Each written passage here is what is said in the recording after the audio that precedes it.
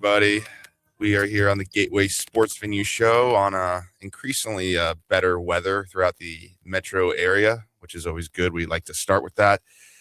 All right, so it's Friday, February 13th, day before Valentine's Day. But we were just talking about how it's like we've kind of stopped ranking individual like kids as far as like positions go in like either basketball and football. And so like that's always a complicated thing, but it's a lot easier to rank teams because that's what we do. That's one of the things that we started when we started doing GSV here. So like Brody, like I remember you were kind of in the thick of it, like back when like you were really active on Instagram, like reacting to all our stuff on GSV. That was like five years ago. Like what do you remember about that time? Oh, what I remember about that time was that those Instagram lives really expanded the Gateway Sports Venue brand, made you the face of the brand, John. People really got to feel a connection towards you. See, that's when we saw all of the other St. Louis high school sports besides Elite AM, which had already been established. But then we saw all these offspring, remember that? All these different ranking organizations starting to spring off once you became a big deal on Instagram Live. Yeah, don't go back. Fortunately, I don't think we have any recordings of those Instagram Lives,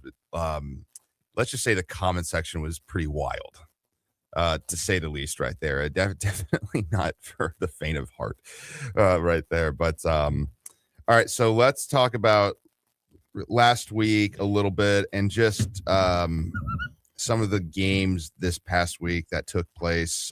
There was I want to talk about first probably the biggest game this week that has happened was Marquette edging out Parkway Central 73-72, where Brody Owen of Marquette set a school record for points in a game with 47, and he broke a record that had lasted for over 24 years by Troy Slayton, who's the son of longtime St. Louis radio legend Kevin Slayton. That's correct, sir. That's right. So, so Owen broke that record by 6 points. And then even though Parkway Central lost, they've lost two tough games in a row.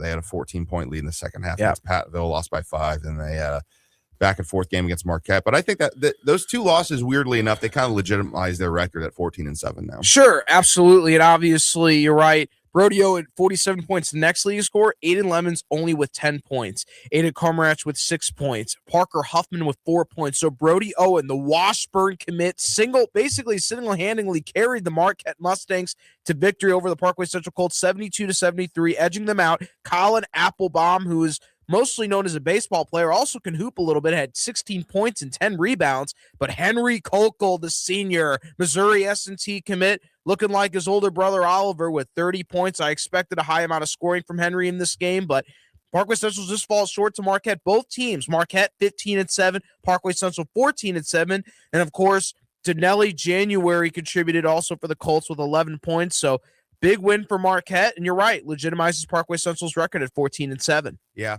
and then on Monday, MICDS this weekend has been a part of two pretty crazy games. On Monday, they fell to Cardinal Ritter 55-49 in a pretty amazing basketball game, although we don't have Cardinal Ritter stats. They did not put their stats into the STL Today stat engine. No. But sorry, how about the Lions? They're 13-9. At one point, they were 2-7. I mean, to be fair, they were playing against some pretty tough competition, but they also had lost to Miller Career very early in the season. Yeah. And had some, a close game against St. Charles West and only beat SLU by 2 and beat Francis Howell by 2.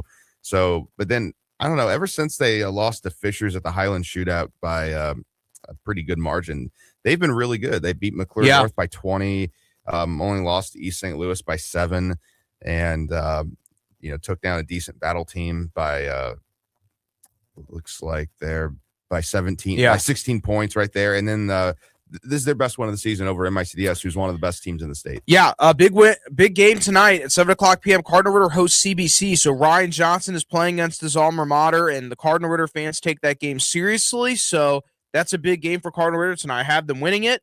So I think that's going to be a big game for them tonight, obviously, for MICDS in that game. Tyler Ray had 12 points, Brandon Clemens with 11 points, Jason Stokes at 10 points. And the second game John was referring to, 62-60, barely squeaking out against Live for Life.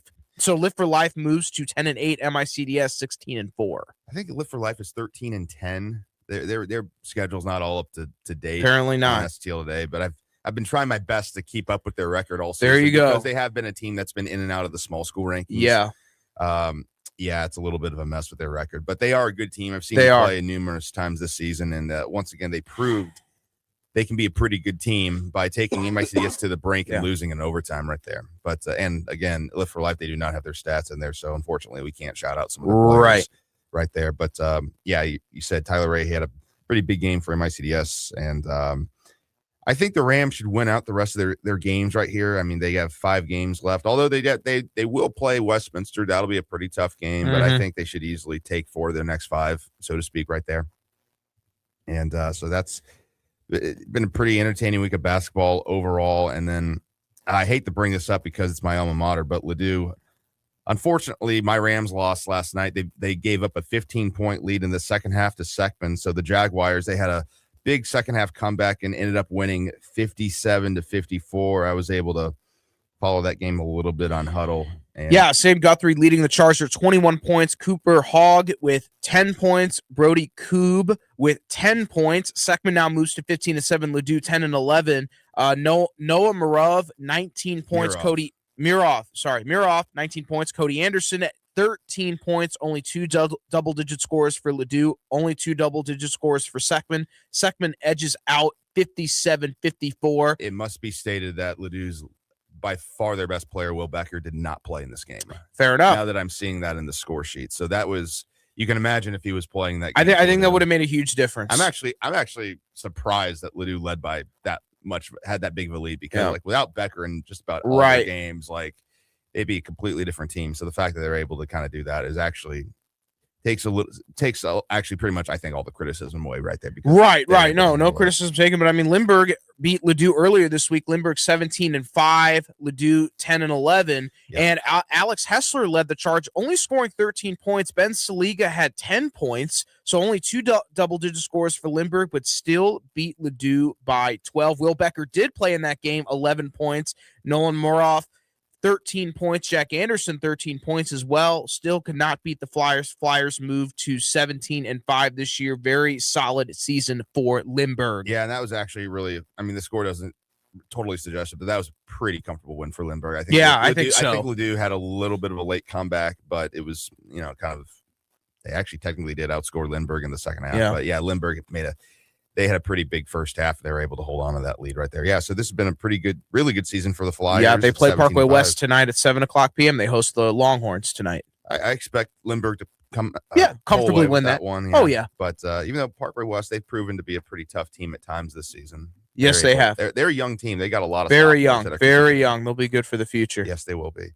All right, so let's talk about this tweet. I think it's really interesting. I mean, this is by no means anything controversial, but it's just something I found really interesting. And in fact, I've on my Twitter account, I retweeted this about a month ago. This is from Zach Fleer. He's got 30,000 followers. He's a basketball guy. This is what he said. There used to be a time when the local paper had every single high school call in their scores with complete box scores for every team. Those times were glorious. Now you can't even find final scores and have no idea who the best scores are if you're not at all plugged in. Yeah, no, Zach Fleer. It's at Zach Fleer 270 if you want to give him a follow there. I think that he brings up a valid point, John, because I don't see a lot of high school sports coverage. We've seen the Post-Dispatch kind of scale down in recent years, I believe, letting go David Queedall a few years ago. And then Paul, Half-Acre is no longer there anymore. Well, and a lot of other writers who contribute too, so it's a heavy workload for those people who are still there, and I think they still do a good job for the most part compared to like many other newspaper outlets, because I can tell you last year of covering state basketball in Columbia, there was nobody from Kansas City. I can believe it, who even showed up. So we had the Post-Dispatch and myself and a few other people locally from here. And there's even this one girls team from Kansas City. I forget who it was. Like nobody from their own town would even was there to interview them after the game. So I think there's actually some people who just for the sake of it, just interviewed them just because hey, they just did all this work and just want to give them some press. So that was nice. But I think it's just ultimately a lot of layoffs and it's not even the newspapers themselves. It's just the companies who own those newspapers who are making them. For instance, people in the Metro East in our area can, relate to this because the Belleville News Democrat, which is the I don't know if it still technically is, but for a very long time it was the largest Southern Illinois news Yeah, it was. publication in the state. And they had a really good sports department there, Norm Sanders being one of them. Yeah. And, it's been almost close to a decade now, and it's just not been the same at all. They had a lot of budget cuts, and they technically do have a sports section there, but it's completely different from what it used to be. So, it's a kind of a shame, and it's just unfortunate because sign of the times where, high school athletes really they deserve tons of publicity for all the work they put in, They do. Representing their schools and for many occasions communities in their towns, and people want to see that. And it's just we're going to have to rely more and more off of independent journalists, so to speak, who do their own stuff. But those people aren't, nobody is forcing them to do any of this stuff. It's just, people. It's different, John. Ultimately, people who are passionate about covering high school sports, like that's essentially the public are having to rely on now these days. I mean, they worked out for the Prep Red Zone and Prep Hoops, who does a great job. Obviously, Earl Austin, the St. Louis American, does a stellar job. They're one of the few publications that still hammer in on high school sports. Earl Austin, Maurice Scott, several of the staff there, they do a phenomenal job. Earl does a great job, obviously. He does a lot of articles featured on the St. Louis American, Prep Hoops. He's everywhere. He's got a show here, the Earl Austin Experience, that airs every single Saturday on the Lou Information Station at 9 o'clock a.m. He has an incredible show here. Several, a lot of coverage there. Prep Red Zone. They also, the Football 360 show, JP Rock, Matt Bierman. They do an extensive job covering football at Prep Red Zone. You can see their articles featured there by JP Rock. So you're right, John. A lot of independent journalists are covering a lot of high school sports around the area. Great job by several individuals. Sean West does a great job. I've been a big fan of his. He helps film for GSV a lot. He certainly does. He certainly does. Great guy. 314 Hoops, I believe, is still doing it. I don't think he is. He was, but they're not doing it anymore. So there you go. Well, that was because that was just one guy. It's different because, and I know, I think he even took a job writing for a Mizzou publication. Yeah. Well, what's great about GSV is, at one point there was Elite AM and all these high school sports companies starting to blossom up in the St. Louis area. And I want to say, I think St. Louis is really fortunate right now. Yeah. For how the state of, high school sports media is around the country. I think St. Louis is one of the best especially per capita. Sure. Arguably the best per capita in the whole country for the amount of attention that is still paid on high school sports. Yeah, but Gateway Sports Venue has been persistent for a decade, and there are not a lot of other online high school sports, population or segments that have, not population, but the popularity of your high school sports website. There's nothing that beats it. I mean, you guys have been persistent for the past decade, and not a lot of people have been able to stay around. They come in and they go. They don't stay, but you all have stayed, and that's why you all are in the spot that you guys are in. Well, so great job. And I think there's not been any burnout. And I think there's been times where I've been a little close to that, but no, it's still but every year it's kind of better each year a little bit every year. So that's what kind of keeps us going, and it's a lot of fun to do it, and just ultimately really rewarding. And absolutely gotten to meet so many people that I never would have previously, if not just kind of going through Gateway Sports Venue avenues, so to speak, and getting to network with many people. So that alone has made it kind of worth it, honestly. Sure. But yeah, I know in Kansas City, the other big metro area in St. Louis, it's kind of been down as far as their high school sports coverage. And then I just remember going through YouTube comments with some of the state championship games I filmed. It's Kansas City won 3 state championships this year. You guys got to film more games out here. It's so you want. They have Prep Kansas City. They have Prep KC out there. The same thing though. It's just a few guys who do that, and they'll just kind of film some highlights on their phones, and that's it. Okay. It's not this kind of how we do it. But it's so basically you want me to uproot my entire life and or not even do that, but drive 4 hours to film a game and then drive all the way back. Yeah, that's not happening. Yeah, have that dog in you, John. That's what they're telling you. Yeah. Well, no doubt about it. But look, basically what they're saying. Well, it's a good thing I don't have that dog in me, because I probably will fall asleep at the wheel if I do that. Right. That's impossible though. Yeah. No, I just don't think they fully thought that comment through. That's probably what it was. Yeah. But No, but I mean, look, there have been a lot of great sports media figures that started out covering high school sports. Chris Broussard, Stephen A. Smith. I mean, there are a ton of high school, a lot of sports media personalities that are well known all around the world that started their career covering high the school late sports. great Rick Hummel, by the way. Rick Hummel. Yep. Rick Hummel is one. Yeah, I think he was from Quincy. Yeah. He was covering high school sports for the Post-Dispatch in the 70s. Yeah. Yeah. Mike Eisenbath did it. He was. Yeah, I wouldn't have known who that is unless if it wasn't for like the newspapers app, because I've gotten a ton of research through Me too. going back through the history and seeing articles written by those guys. So it's pretty great, and it's probably weird for people to think that it's like, wait, there used to be like multiple writers for STL Today, like just covering high school sports. Like, yeah, there that's what was. it used to be. And even on like back in the 90s when Trey Wingo and you had Frank Cusimano and Mike Bush and I think KSDK were all on Kate there. It's just like they just like had like 4 or 5 guys dedicated to a single division, and that was sports. It's amazing. Yeah, and they just don't have that anymore. It's been that way for a while. Oh yeah. And they still do a really good job. Of course. I know I saw Corey Miller, like he's in Milan or he's in Italy for the Olympics. Yeah, he's in Italy for the Winter Olympics.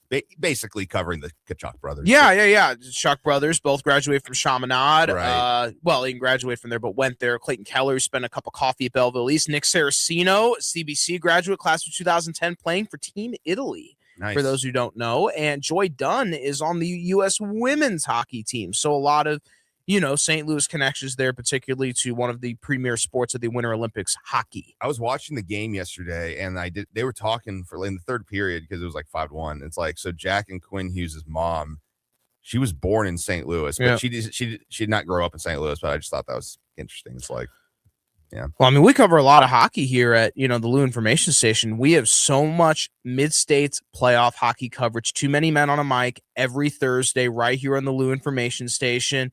Is there a show started at 6, Ryan, I believe, or 3 o'clock? Too Many Men on a Mic. I'm not really an afternoons guy. I'm pretty sure that it's 6.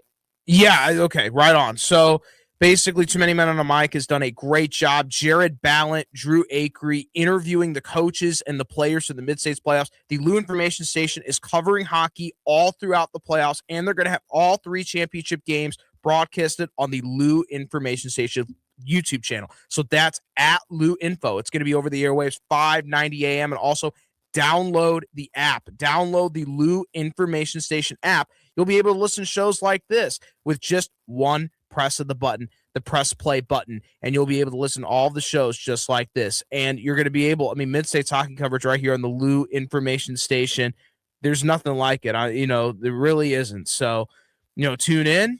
And a lot is coming down the pike. I'm looking forward to it. John, are you filming any Mid-States playoff games? We're going to definitely film at least some championship games. Good. Maybe some semifinal games. Very good. Those places I saw last year, those places get absolutely rocked. Oh, is there any atmosphere like a hockey atmosphere, John? No, there isn't. In high school sports, No. there's not, especially, some of the stuff that you hear of, what happens during games, or, they get pretty R-rated pretty quickly. Oh, yeah. So, since there's, it's not a school sanctioned event. Right. So, there's not teachers who can kind of even though there are there. They are there, but like they can't control it. But No. it can get rowdy. It's at 3:00 p.m. every single Thursday. Too Many Men on a Mic with Jared Ballant and Drew Akery.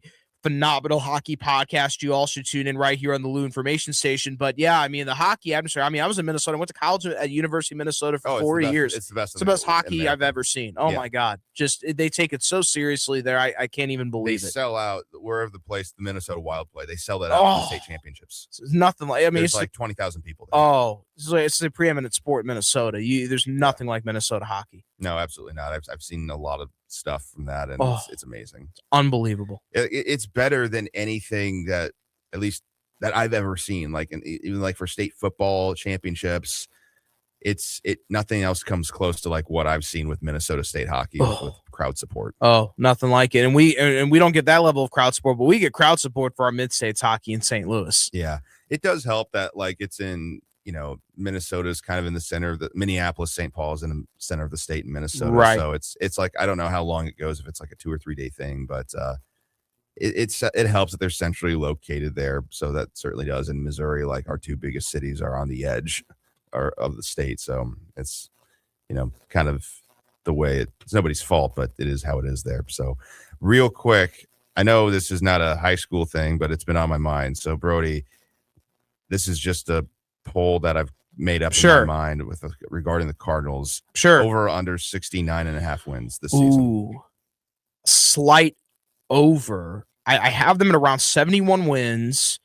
And I think they're a fourth place team in their division. I don't think they're better than the Reds. I don't think they're better than the Brewers. I don't think they're better than the Cubs. So I think they're a fourth place team. I think they get slightly over 69. I think around 70, 71 wins. So I would say a slight over, but I still believe they'll have a losing record, and I do not believe they will make the playoffs. Yeah, I agree. I would take the over, but it would be in between like 70 to 75 wins, and I would be okay with that. I'd say about 71, I would say, right around there. Yeah, like that's what I mean, like in between that, and I think anything if it's under 60 wins, that's truly awful right there. Yeah, but, I mean, I'm a little excited because every year I go to spring training with my family. It's always a fun time there, and just especially now with like a total kind of rebrand of the team, it's going to be probably the most interesting. Yeah, a lot of folks are going down to Jupiter. Yeah, so I'm really looking forward to that. So. That's the Cardinals. And do you want to wait for our break and then do the district class and district assignment updates? That's right. When we come back, we are going to preview and give our predictions for the Normandy High School Basketball Showcase featuring Vashon versus Webster Groves. Don't leave. Stay tuned to the Gateway Sports Venue High School Sports Show on the Lou Information Station, live and on demand at louinfo.com.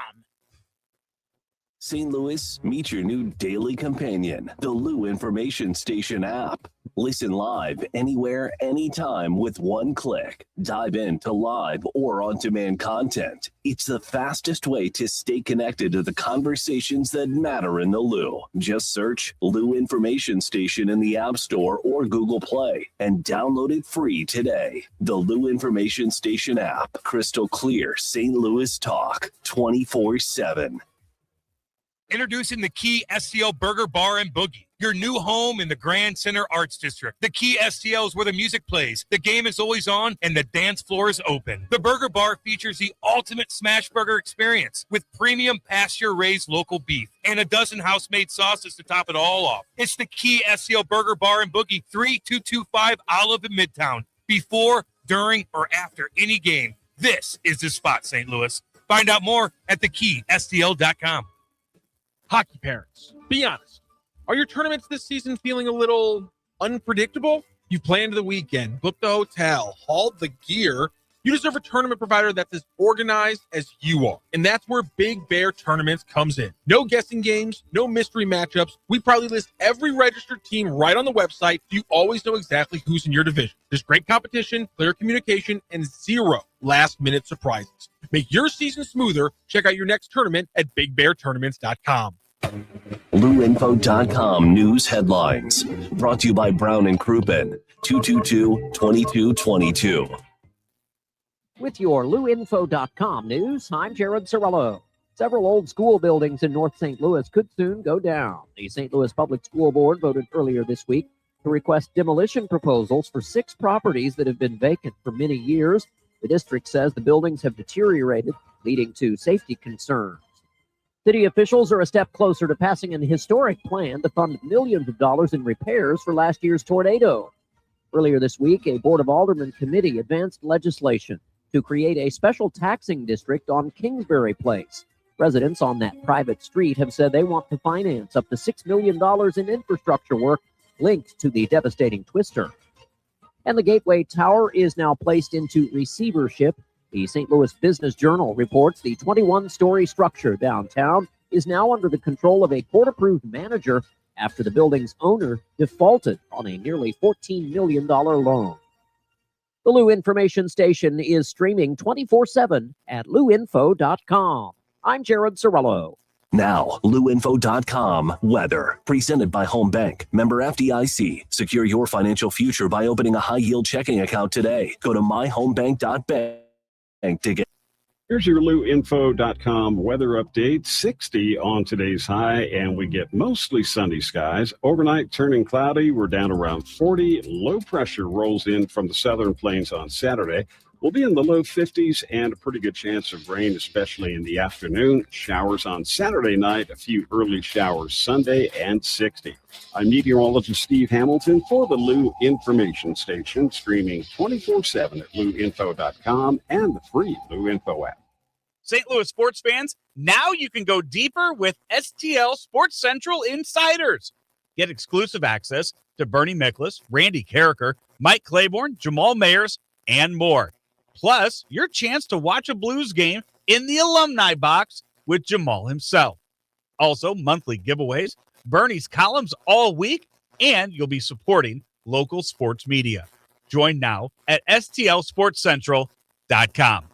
Fast Track Auto Transport has been a trusted leader in vehicle shipping for over 25 years, providing reliable, affordable service across the U.S. Fast Track offers fast and safe transportation solutions for individuals, dealerships, fleets, and businesses of all sizes. The Fast Track team prides itself on honest communication, competitive pricing, and real-time tracking, which gives our customers peace of mind from pickup to delivery. Whether you're shipping a single car or managing a large fleet, Fast Track delivers a smooth, hassle-free experience every time. Come see why Fast Track Auto Transport has been St. Louis's go-to company for all your vehicle transport needs for over 25 years. The trusted way, the safe way, the Fast Track way. Visit ftautotrans.com or call 636-677-9004. That's ftautotrans.com or call 636-677-9004.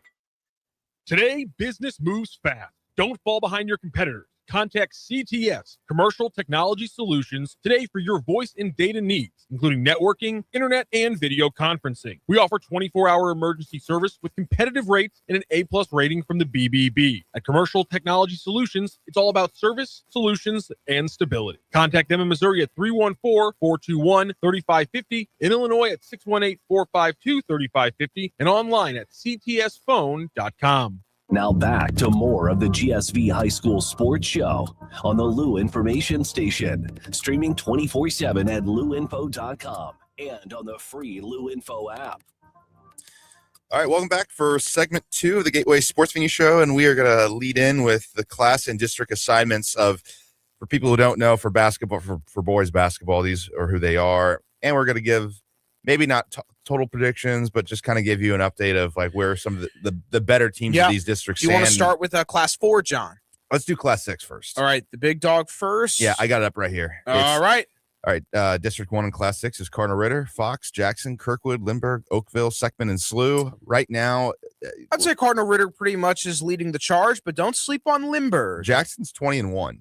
Yeah, that's fair, but I still would say that Cardinal Ritter leads the charge. I would say Lindbergh's a sleeper. With the momentum that Ritter has right now, I think would be the favorites. Yeah. And I think it's those three teams right there, Ritter, Jackson, and Lindbergh, who can win it. And then SLU is hosting, which is not bad at all. It's not bad at all. Nope. All right, so right now we're favoring Ritter in that district. So District 2 is Eureka, Lafayette, Marquette, Northwest Cedar Hill, Parkway South, Parkway West, Rolla, and Waynesville. Again, I think it's down to 3 teams. It's all about Rockwood, Eureka, Lafayette, and Marquette. I would say so. You don't think? Well, so here's the thing. Rolla is actually pretty good. They are pretty good. Yeah. So you would say they're the sleeper team in District 2. Not only a sleeper, I think they arguably could be the favorite. I mean, they're 18-4 this year. Ethan Brown is their best player. Yes, he is. He's committed to Illinois. He is. I'll give you that. So they probably have the best player in the entire district, although you have, I think, Eureka and Marquette are the other two favorites there. I think it could go between those 3 teams. I think so, but I think Lafayette's not to be trifled with, though. I don't think they'll win the district. No, I think Lafayette at this point is probably a lock for a 4 seed. Yeah, pretty much. So that'll be a tough game. Whoever's the 1 seed, especially if it's Eureka and Marquette, because that'd be a fun game. That's gonna be a fun game. Lafayette should have beaten Eureka all the way back in December. They had a 19-point lead in the second half, and then in the third quarter. That'd be a fun game. It would be. So that's going to be a really fun district. I think the potential that Marquette has, they might have the highest ceiling out of these teams, but I could also see. I can't really predict it right now, honestly, but it's a pretty good district. District 3 is Chaminade, CBC, DeSmet, Francis Howell North, Hazelwood Central, Hazelwood West, Pattonville, and Rittner. Man, and the mighty have fallen. This district used to be one of the preeminent districts in Class 6. It still is. It still is, but Chaminade's probably going to win it. Well, DeSmet beat Chaminade by 6 at Chaminade. That's true. DeSmet's not, DeSmet's they're playing hosting tonight. it. They're basically playing, I think, for that 1 seed tonight. Yeah, they basically are, and whoever wins it gets the 1 seed. DeSmet is Most not to likely. be slept on. It'll either be DeSmet or Chaminade. Probably, yeah, I Yeah. would imagine so. I And would it's say hosted so. by DeSmet, so they will Hosted by have home DeSmet. court advantage if they were to play in that District championship 4 game. is interesting here. We have Francis Howell Central hosting, Francis Howell, Fort Zumwalt North, Fort Zumwalt West, Liberty Wells, St. Dominic, Timberland, and Troy Buchanan. All about the GAC here. I think except for St. Dominic, Yes. actually. St. Dominic, I think, probably wins this district, but Francis Howell Central and Francis Howell not to be slept on here. Howell Central and St. Dominic have split this season. Yes, they have. And most recently, Central beat St. Dominic. And then Francis Howell, they've come on strong. They have. Since January. Yeah. So I think those are 3 good teams right there, but it probably will. Well, here's the thing. If I think Central would love to avoid Francis Howell. Yeah. So that means they would have to get the 1 seed. And they might get that, by the way. I don't know, but it's really close between Central and St. Dominic because they both have 3 losses and their record is very similar.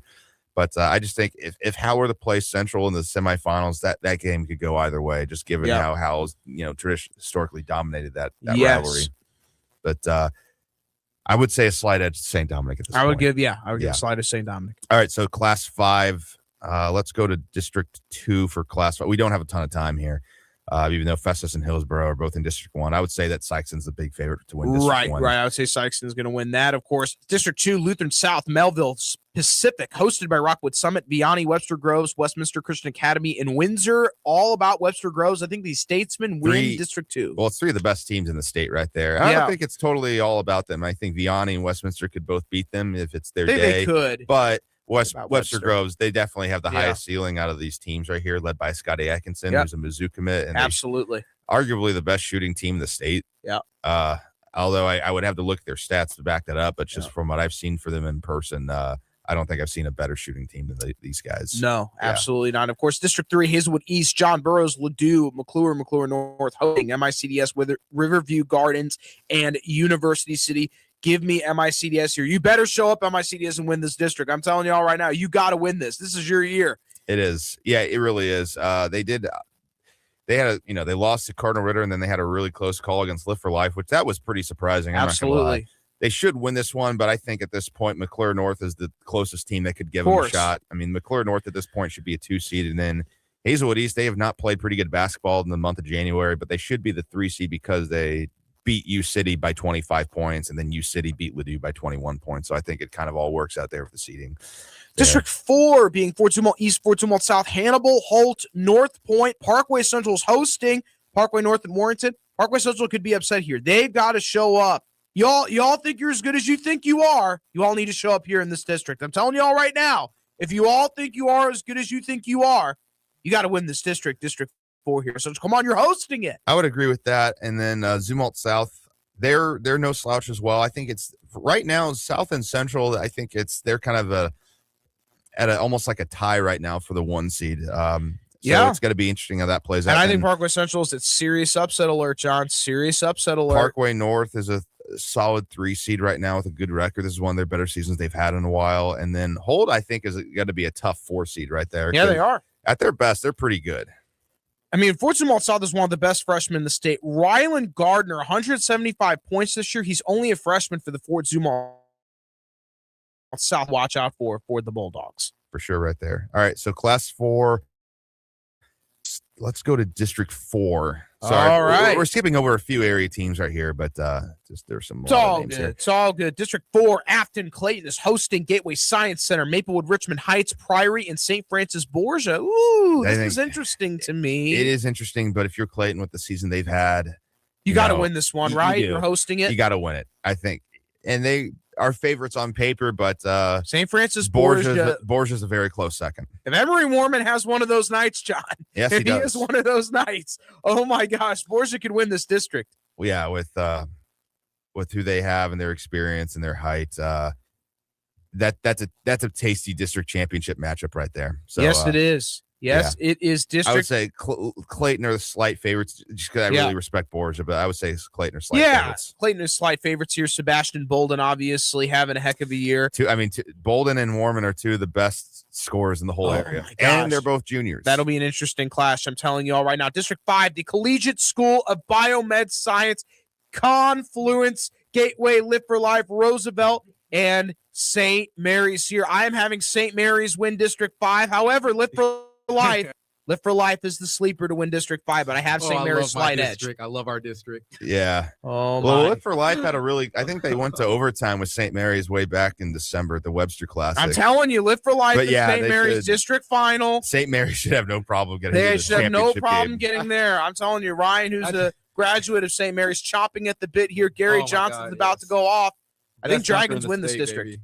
Yeah, I just wanted to say, like, I remember when we won districts in 2021, and it was just a nice, smooth district. Oh, isn't that wait, great? I didn't even play the second half. We were up by 40 by like in the third Yeah. quarter. It was insane. CBC we used to loved it. have that. Remember, CBC used to have Parkway South in the district final, and then Oh in the my last gosh. several years, now we have Chaminade and DeSmet. Yeah, we had Well, it's Gateway. been that way Stem. for a little while, too. A little anyway.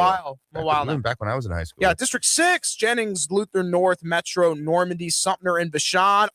It's all about the V. Vashon is winning this district comfortably here. They have an historic rivalry with Sumter, and that game should have a lot of fanfare for historical value. However, Vashon will comfortably win this district with no problem. Yeah, I don't think there'll be any problem. They've been playing really well these last few weeks too. So yeah, they're even looking like a typical Vashon team. Absolutely. And of course, District 7, Luther and St. Charles, hosted by Orchard Farm, St. Charles West, STEM Academy, and Whitfield. Very hard to pick this district, John. Very hard. I think it's pretty easy. I'm going with Orchard Farm. Really? You're sleeping on St. Charles West a little bit? Well, Orchard Farm just beat St. Charles West. That's fair.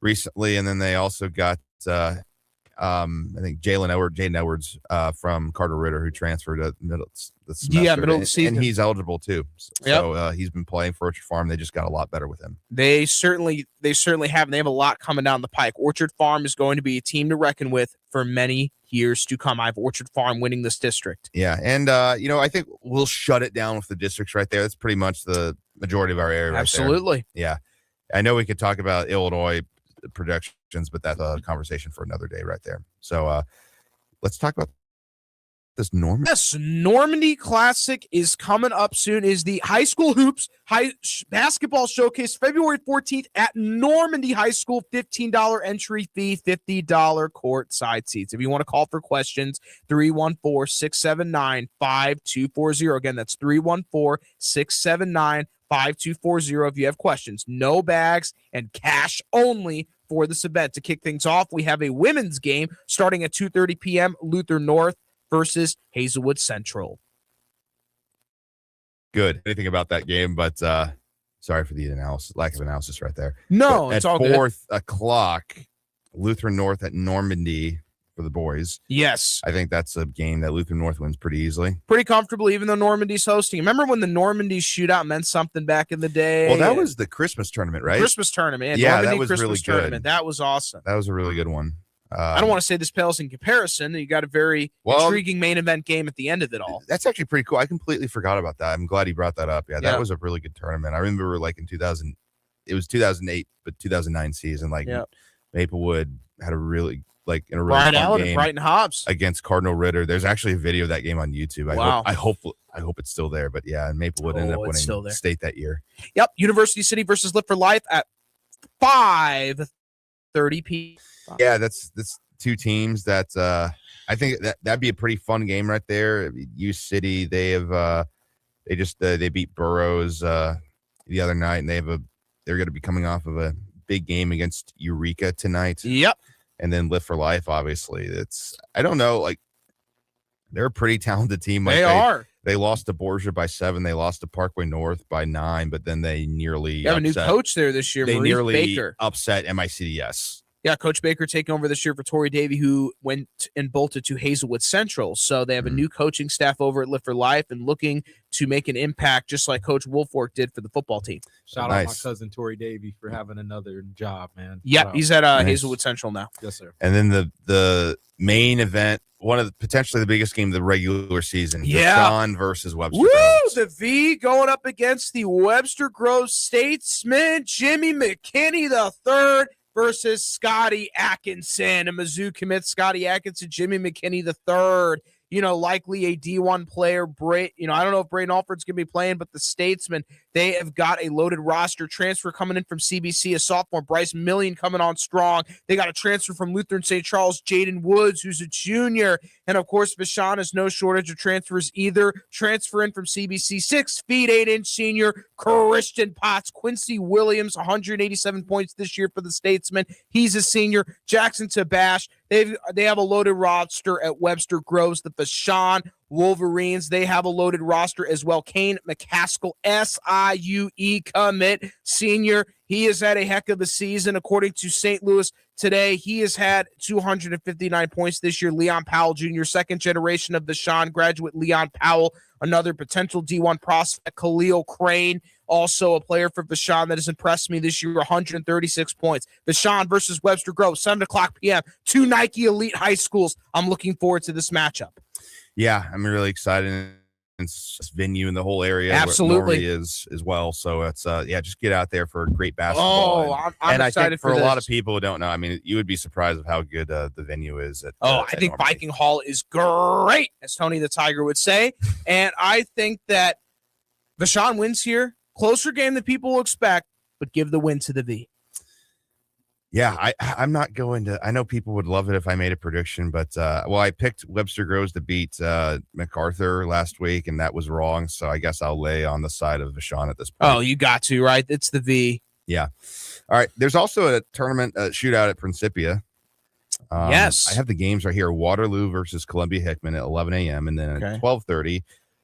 Orchard Farm versus Columbia. So that's a pretty good small school matchup. Yes, it is. There. Yeah. It'll tell us a lot about Orchard Farm, I think.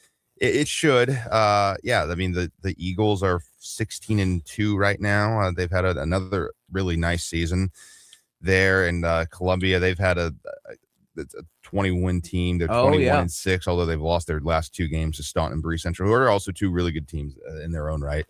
And then at 2 o'clock, Holt versus MICDS. Yeah, this should be a comfortable win for the Rams. Yeah. Comfortable win. Right. Some interesting, weird games here, honestly, I got to admit. Kirkwood versus CBC. Oh, I think CBC's winning that one. They should win that one by a good margin. Yeah. I would Kirkwood imagine. struggled this year. They have, yeah. They've been in some, they did upset Hazelwood East. Isn't that always with Kirkwood every year where they'll upset like one team? Remember when they beat DeSmet that one year and that got San Briscoe the job when they beat him by, what was it? That wasn't an upset.